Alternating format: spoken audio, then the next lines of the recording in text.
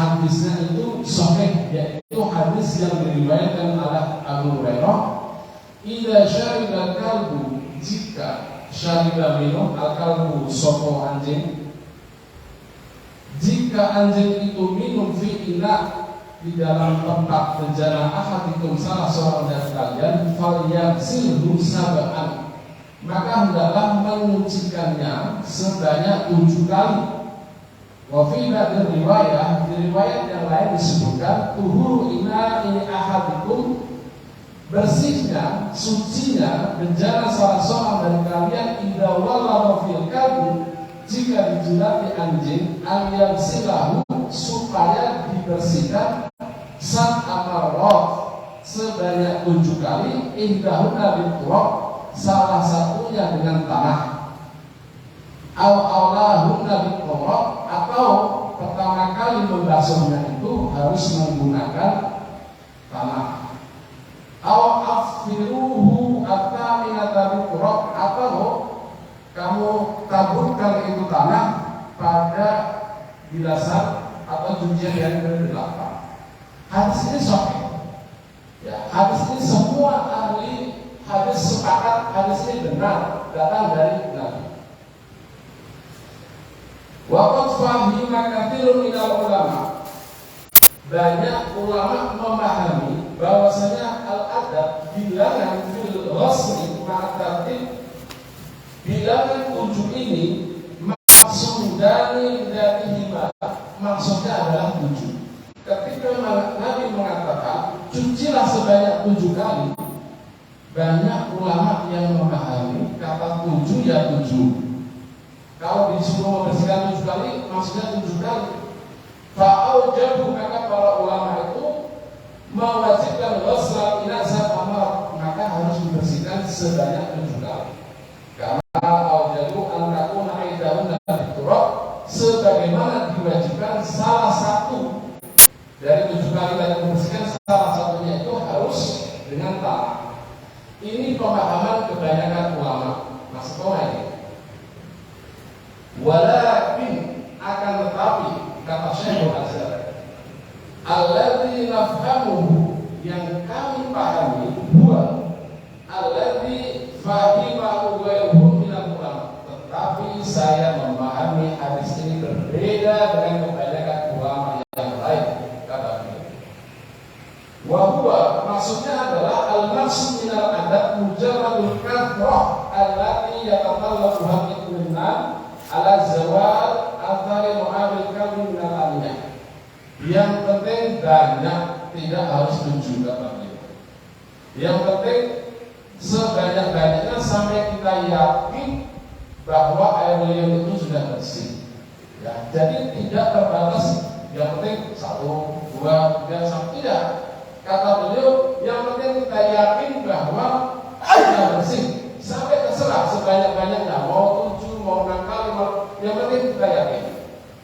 Wa anal maksud minat turab, adapun penggunaan tanah, maksudnya adalah istimalu madatin ma'al ma'i min sya'niyah taqwiyatul ma' fi izalatil dzal, yaitu satu bahan yang memperkuat, bisa mempercepat, membersihkan air liur. Ya, jadi yang dimaksud dengan tanah di sini, kata beliau, itu bukan tanah mesin tanah, tetapi adalah bahan yang dia bisa mempercepat, membersihkan air liur itu. Wa innama dzukira turabu, adapun disebutkan tanah fil hadis, dalam hadis ini, annahu, karena dia tanah itu al-maisur, yang mudah li'amatin nas, saat itu bagi manusia. Kenapa Nabi menambahkan tanah? Karena tanah zaman Nabi itu bahan yang paling cepat bisa membersihkan air liur anjing. Wa li'annahu kana wal ma'ruf fi dzalika waqti ma la qawiyya fi tadhhir. Jadi itu barang yang terkenal, yang familiar, yang populer saat itu untuk membersihkan air liur anjing. Ya terburuh mengkali fitnah ini jarasin. Jadi dari air liur yang memisahkan bakteri itu, tanah di dianggap bisa cepat membersihkan, menghilangkan.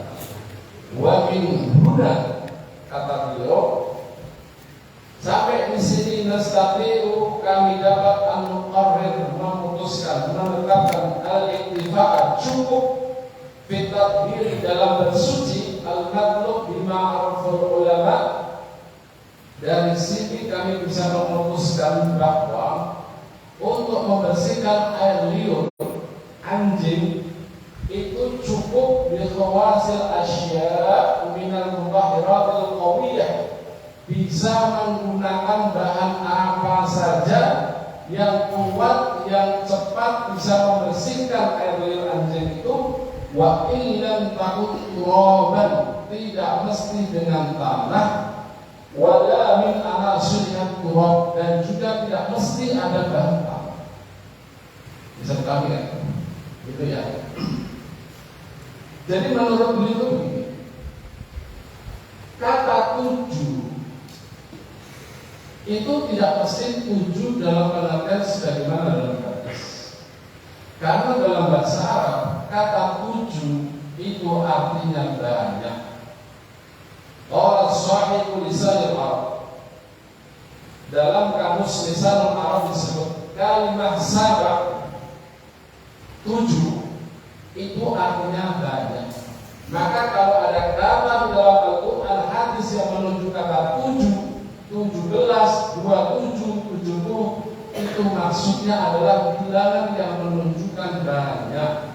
Sholat jamaah pahalanya 27 derajat, itu maksudnya bukan 27 itu, tapi banyak. Karena kalau 27 banyak, maksudnya kan 30 lebih banyak. Kenapa tidak 30 yang dipakai? Kenapa tidak 50 dipakai? Kenapa tidak 100 dipakai? Maksudnya 27 itu banyak, pahalanya itu berlipat-lipat. Ada ayat masalul ladzina yunfiquna fi sabilillah, barang siapa menafkahkan harta di jalan Allah, kamathali habbah anbatat sab'a sanabil, itu seperti biji yang menumbuhkan 7 tangkai. Itu maksudnya bukan 7 tangkai itu, tapi bertangkai-tangkai buaya. Gitu ya. Ada dalam Al-Quran, in tastaghfir lahum 70 marrah fala yaghfirullahu lahum. Muhammad, seandainya kamu mintakan ampun kepada orang-orang munafik 70 sebanyak 70 kali, Allah tidak akan mengampuni. Maksudnya apa? Berkali-kali kau mintakan ampun, tidak akan diampuni, karena banget menyebabkan perilaku orang munafik. Al-Hasan kullu hasanatin bi asyri amsalha ila 70 alifin. Setiap kebaikan akan diganda yang semisalnya sebanyak 700 kali lipat. Itu maksudnya bukan 700 itu, tapi bilangan yang banyak. Ketika dikatakan Allah itu menciptakan 7 langit, itu bukan 7 langit, tapi langit yang berlapis-lapis banyak. Maka di dalam Al-Quran ada ayat yang mengatakan faman tamatta'a bil umrah ilal haji famastabsara minal haji. Barang siapa yang haji tamattu, seperti hajinya orang Indonesia, haji berangkat tetapi umrah dulu, kemudian dalam haji, kan kita begitu. Seperti orang Indonesia nanti kan Mei itu sudah berangkat, padahal itu belum waktunya haji. Berangkat, mereka umrah dulu, nunggu di Madinah 1 bulan apa gitu kan. Nah, itu namanya haji tamattu. Jadi dia melakukan umrah dulu, lepas baju, maksudnya pakai baju biasa, kemudian nanti dia haji. Nah, haji yang model begini itu wajib membayar dam, ya, membayar haji, yaitu hewan sembelihan seperti kambing. Faman lam yajid, kalau tidak bisa menemukan hewan sembelihan atau tidak mampu, fasyamu thalathati ayyamin, maka bisa puasa 3 hari waktu haji. Kayak saya dulu waktu haji, karena masih mahasiswa dan riset, nggak tahu lah bayar kambing, ya puasa itu, tapi yang gratis. Jadi bisa, kalau nggak menemukan bisa puasa. Fasyamu thalathati ayyamin, puasa 3 hari fil haji, wa sab'atin idza raja'tum, dan 7 hari ketika pulang di tanah air. Oke. 3 hari di sana, 7 di kampung. Secara logika kan sudah jelas 7 hari ditambah 7 kan 10 kali. Tetapi kenapa ayat ini kemudian dilengkapi dengan tilka asyaratun kamilah? Kalau begitu maka menjadi 10. Kenapa? Karena kata 7 seperti tadi itu dalam pemahaman bahasa 7 itu bisa berarti banyak gitu. Dikira orang nanti kalau 7 di kampung halaman ini puasanya berhari-hari. Nah, kemudian ditegaskan kalau ini 7 ini maksudnya adalah 7 yang itu 7 gitu. Maka tilka asyaratun kamilah. Dengan begitu lengkap menjadi 10 hari. Begitu Bapak-Bapak. Jadi dalam bahasa kata 7 sendiri itu artinya banyak. Dan ternyata kan sama seperti orang Indonesia kita kan. Coba saya pusing 7 keliling. Kan maksudnya bukan 7 kan? Maksudnya berkeliling kan gitu. Dia pusing. Atau misalnya ini Mas Agus, saudara Mas, kekayaannya tidak akan habis sampai 7 turunan. Kan bukan 7 itu maksudnya. Maksudnya sampai berturun-turun sekian banyak itu tidak akan habis. Jadi kata 7 orang Indonesia sudah ikuti Arab itu. 7 itu simbol yang artinya banyak. Maka ketika dikatakan bersihkanlah 7 kali itu, ya dipahami maksudnya ya bersihkanlah sebanyak-banyaknya. Kalau yakin dengan 3 kali siram bersih karena kita menggunakan sabun yang canggih yang ini, ya sudah cukup gitu. Ya. Jadi menurut beliau begitu maksudnya. Jadi untuk membersihkan air itu tidak harus mesti 7 kali, tidak mesti menggunakan tanah. Kenapa disebut tanah oleh Nabi? Karena itulah yang mudah zaman itu untuk membersihkannya. Gitu. Ini Syekh Azhar yang mengatakan. Maka saya katakan tadi, ulama Mesir dia lebih moderat. Nah, artinya apa saya ingin mengatakan? Kalau ada yang mau tetap menggunakan tanah, ya monggo, karena keyakinannya seperti itu. Tetapi kalau ada yang tidak meyakini itu, artinya mau menggunakan keyakinannya, ya monggo gitu. Itu sama-sama benar. Tapi ada yang berpendapat seperti ini. Beginilah cara kita memahami teks. Ya. Tidak apa-apa cara kita. Ini tidak apa-apa ya? Apa masih ada cara ini? Ya. Nah, bisa dipahami ya. Jadi begitulah nanti kita akan sering berhadapan dengan teks-teks baik itu Al-Quran maupun hadis. Nah, bagaimana kita kemudian memahami dalam konteks kekinian? Karena kan Nabi hidup sekian puluh abad yang lalu, sementara sekarang kondisinya sudah berbeda.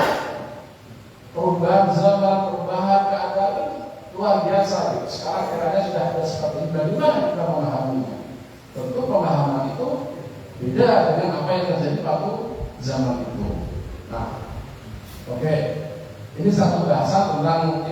Saya mau beralih bagaimana kita memahami teks-teks yang lain. Umar bin Khattab misalnya, waktu itu Nabi, ya di dalam Al-Quran ada ayat yang mengatakan innamas shadaqatu lil fuqara wal masakin wal 'amilina 'alaiha wal mu'allafati qulubuhum. Zakat itu didistribusikan, dibagikan kepada 8 asnaf, 8 kelompok, ya. Ada fakir, ada miskin, ada amil, kemudian ada mu'allaf. Mu'allaf itu pengertiannya bisa dia masih kafir, tapi ada kecenderungan dia senang dengan Islam, akan diberikan zakat supaya dia tertarik masuk Islam. Atau dia Islam, hanya imannya ini angin-anginan gitu. Ini, nah itu sudah mu'allaf. Jadi mu'allaf itu bisa begitu, bisa begitu. Nah, suatu ketika ini zaman Nabi dikasih zakat mereka, karena Al-Quran mengatakan begitu bahwa mereka dapat bagian zakat. Sampai zaman Nabi beliau meninggal dibagikan. Kemudian beralih ketika Nabi meninggal beralih kepada Khalifah Abu Bakar. Suatu ketika kelompok ini datang ke Abu Bakar, mana zakat saya? Bagian zakat, oke. Sama Abu Bakar kasih surat, datang kamu ke Baitul Mal, ambil bagian zakat. Ketemu Umar, dibaca, apa ini? Bagian saya. Kamu apa? Mu'alaf. Surat dari Abu Bakar disobek. Sekarang Islam sudah jaya. Semua seluruh negeri sudah Islam. Dulu Nabi memberikan bagian zakat kepada mu'alaf karena Islam masih kecil, masih butuh dukungan. Maka dikasih zakat. Sekarang Islam sudah besar, sudah nggak butuh lagi, nggak perlu dikasih zakat. Oleh Umar, surat Abu Bakar Khalifah itu disobek dan tidak diberikan bagian zakat. Karena apa? Inilah alasan diberikan zakat itu karena untuk menarik simpati mereka supaya sedang Islam. Dan sekarang Islam sudah jaya, tidak dibutuhkan lagi. Tapi sekali kalau kamu keluar dari Islam, saya panggal lehermu, kata Umar. Ya. Jadi Umar itu kan mereka sudah jelas. Al-Quran mengatakan bahwa zakat diberikan kepada mu'alaf. Tapi Umar memahami bahwa mu'alaf dapat bagian itu karena untuk menaklukkan hati mereka supaya senang dengan Islam. Sekarang tidak dibutuhkan. Gitu. Bahwa teks yang jelas seperti itu pun oleh Umar disampingkan karena melihat alasannya sudah tidak ada. Satu. Kemudian ghanimah, rampasan perang. Al-Quran mengatakan wa'lamu annama ghanimtum min syai' fa anna lillahi khumsahu. Ketahuilah harta rampasan kalau perang maka bagian Allah itu 1/5. Kalau perang menang maka harta kekayaannya musuh itu punya muslim, ya. Dan itu pembagiannya 1/5 untuk Allah, untuk Rasul dan yang lain-lainnya. Sementara 4/5 untuk mereka yang berperang. Al-Quran mengatakan begitu. Tetapi pernah suatu ketika umat Islam itu menaklukkan Syam, Irak. Orang-orang pada menagih, ya Khalifah, ya Umar, mana bagian kami? Oleh Umar tidak dikasih bagian itu. Kenapa? Umat membutuhkan aset. Kalau setiap kali begini dibagikan, umat maksudnya Baitul Mal kita tidak punya apa istilahnya, tidak punya saldo. Akhirnya harta rampasan itu dibiarkan, rakyat di sana disuruh bayar upeti, disuruh bayar pajak, sehingga itu dikumpulkan Baitul Mal. Disitulah oleh Umar dibagi-bagikan untuk orang fakir miskin, untuk pembangunan fisabilillah. Jadi Umar melihat ada kemaslahatan yang lebih dari itu daripada dibagi-bagikan. Paham ya? Jadi ternyata begitu dalam memahami teks Umar bin Khattab itu seperti itu. Ya. Jadi para pendahulu kita sudah melakukan seperti itu.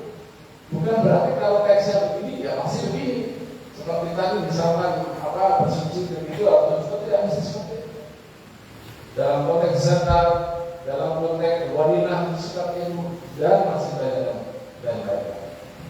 Artinya saya ingin menyampaikan kepada sekalian bahwa dalam kita berdialog dengan teks itu ternyata ada hal-hal lain yang harus kita perhatikan. Ya, karena apa? Teks muncul itu tidak di ruang kosong. Ada sebab-sebabnya, ada sejarahnya, ada kondisinya. Maka tidak bisa satu kondisi yang berbeda seperti sekarang kemudian diterapkan begitu saja.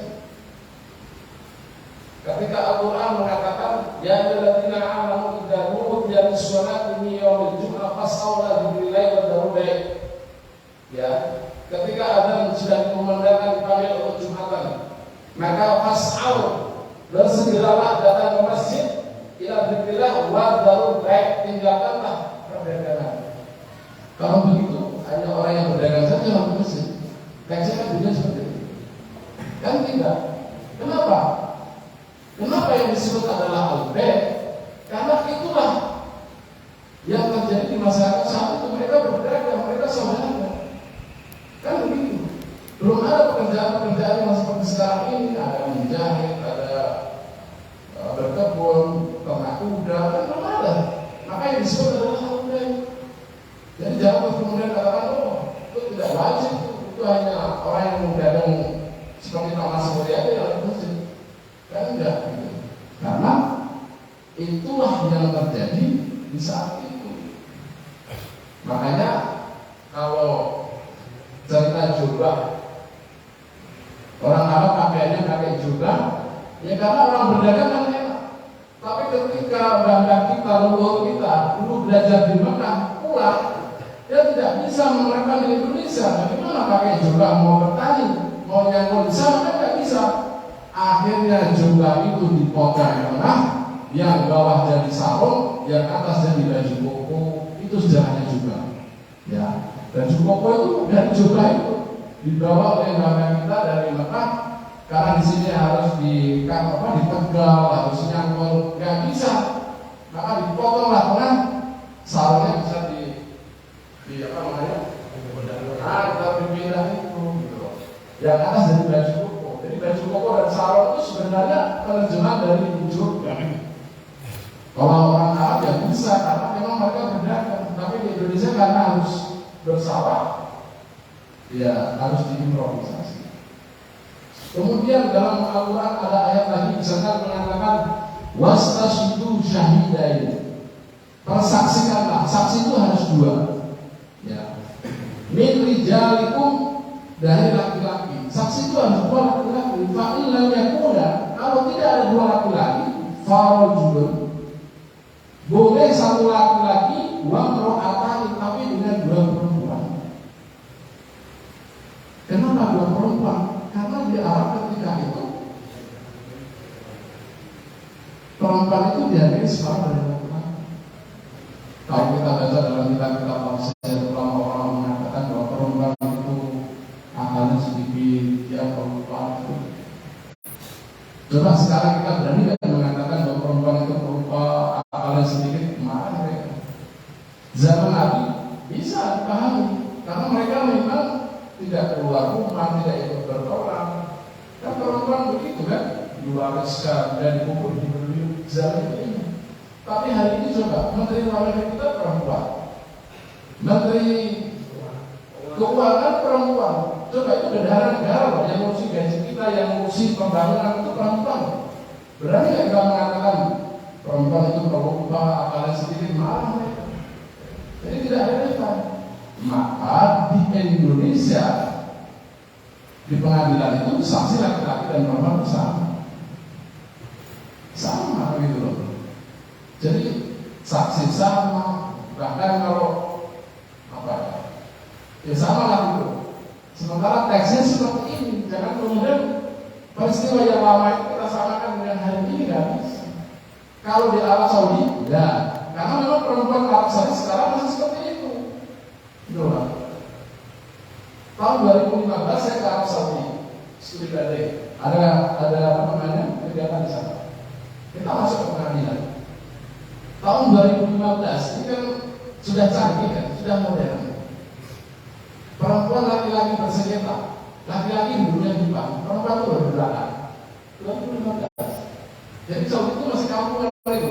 Masa perempuan di belakang? Dianggap dia itu tadi berupa dia setengah dari laki-laki. Saksi itu masih separuh dari laki-laki sampai zaman hari ini. Di Indonesia begini sudah lewat, kita sudah maju. Ya, jangankan saksi, hakim perempuan itu sudah banyak. Orang 5 Indonesia itu sudah punya hakim perempuan. Artinya apa? Jadi begitu. Kira-kira apa? Sudah ya, itu pada sudah ada cerita ini. Jadi saya hanya mau mengatakan bahwa Muslim. Ya intinya itulah ya. Teks-teks itu harus dibaca dengan semangatnya, ada ruhnya, ada misi di balik teks itu. Jangan teks itu dimakan mentah-mentah secara apa adanya. Maka ketika ada misalkan seperti beberapa hari kita pernah diskusi, Ada hadis mengatakan ahabul bilad ilallahi masajiduha wa abghadul bilad ilallahi aswaquha. Sebaik-baik tempat bagi Allah itu adalah masjid, dan seburuk-buruk tempat adalah pasar. Itu bukan berarti pasar itu adalah tempat yang paling buruk. Karena kalau pasar paling buruk, pasti Nabi tidak berdagang. Nyatanya Nabi dari kecil itu sudah berdagang, pergi ke Syam sama pamannya Abu Thalib, karena di situ ketemu pendeta. Nabi ketemu dengan istrinya Khadijah itu tidak karena pasar, karena perdagangan. Kan begitu. Jadi bukan berarti kemudian pasar itu buruk, tidak. Bahwa dikesankan di pasar itu tempat orang suka palsu, suka nipu, suka itu. Kalau kita melakukannya, tapi kalau kita di pasar, justru kita berdakwah, justru kita menyampaikan pesan-pesan kebaikan, bukan kayak itu pahala yang besar. Sebaliknya di masjid, kalau kita justru berbohong, kita menipu, bukan kayak itu juga dosa besar. Jadi bukan di situ. Ya, jadi teks ini jangan dimakan mentah-mentah seolah-olah pasar adalah tempat yang buruk. Kalau di pasar kita sambil menunggu pedagang, kita baca Al-Quran, kita sholat duha seperti yang dilakukan Pak Masuri, itu kan pahala besar. Kan begitu.